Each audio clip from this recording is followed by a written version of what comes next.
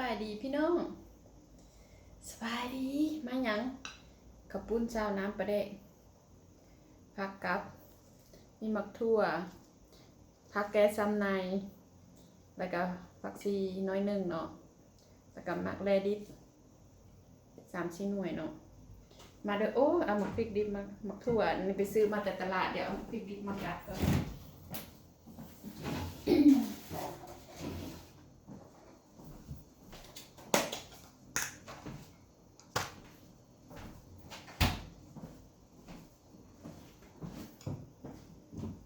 มาพี่น้อง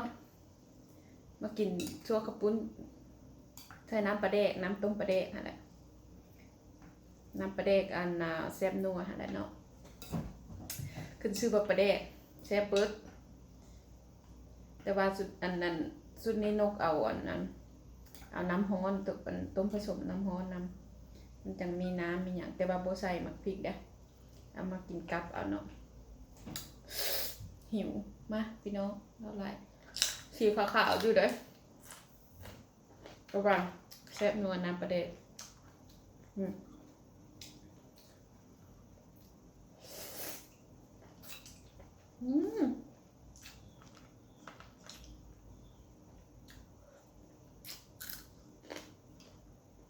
จับกับหมักพริกแซ่บ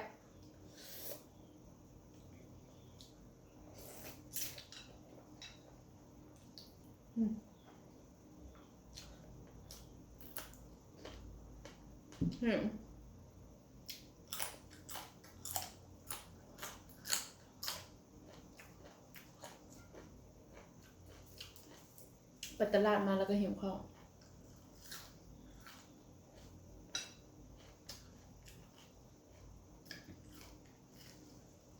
เคยเอิ้นผักนอกเนาะภาษาลาวทางบ้านเคยเอิ้นผักนอก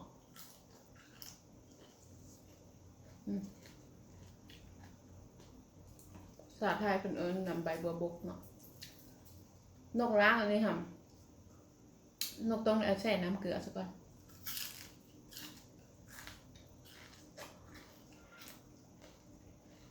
ใบน้อยๆเนาะดูนี่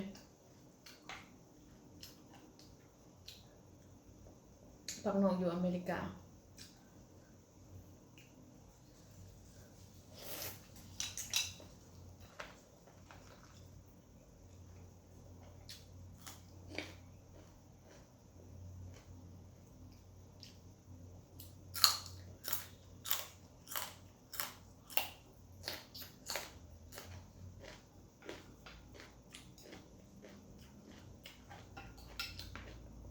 ว่าเราพริกผงเบิร์ดพี่น้องบริคั่วก็สิไปใส่นี่นะ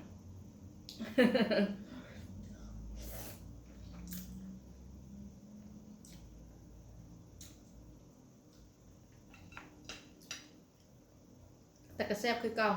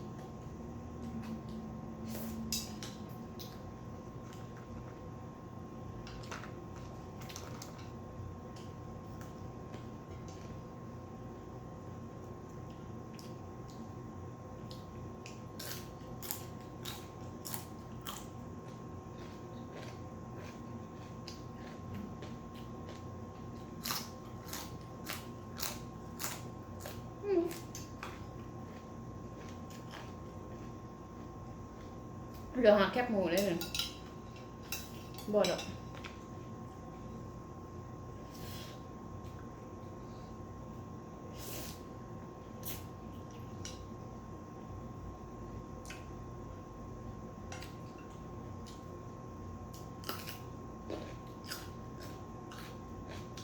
ใบไม้มันหลายหลายพี่น้อง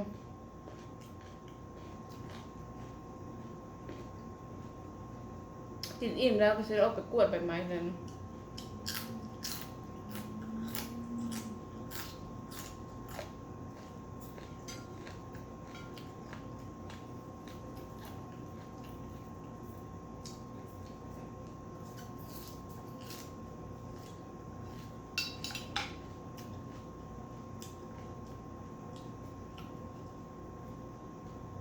กินเป็นน้ำเบิ่งเป็นน้ำคือเก่าเป็นน้ำ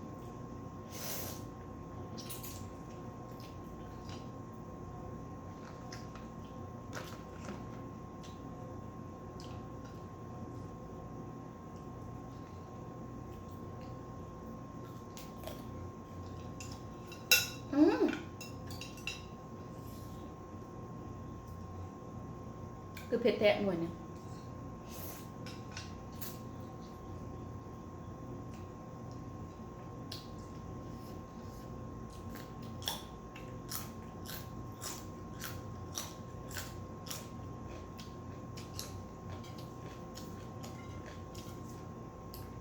ว่ากระแซบแซ่บ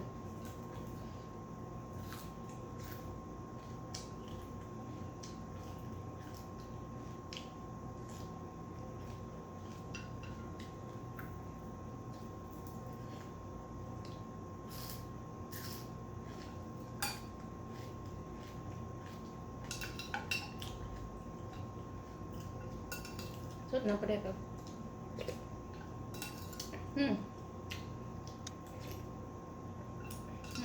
แซ่บ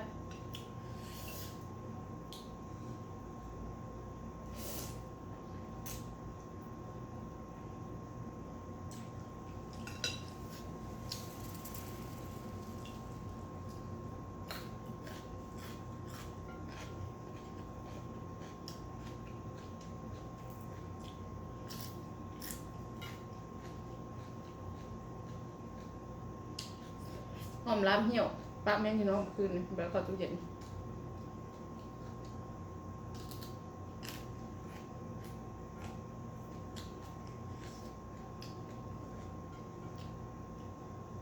กินต่อกันยังแซ่บคือเก่า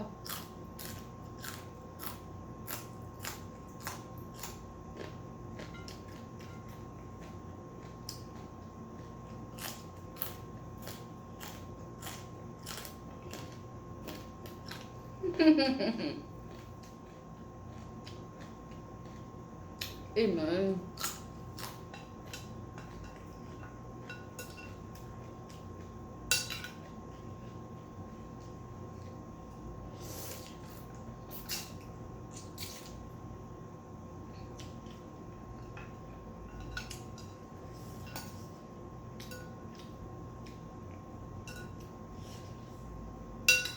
จังซี่พี่น้อง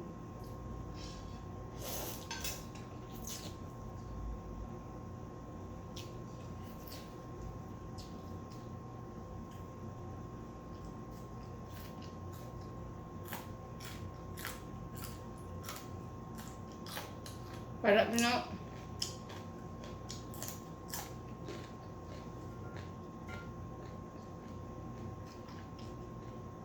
อิ่มละขอบใจพี่น้องที่เข้ามากินกับปุ้นน้ำนกสาวลาวอยู่USAเนาะแล้วก็ขอบใจทุกไลค์ทุกแชร์ทุกการติดตามเนาะอย่าลืมเป็นกำลังใจให้นกสาวลาว USA เด้อพี่น้องไปละพี่น้องอิ่มละ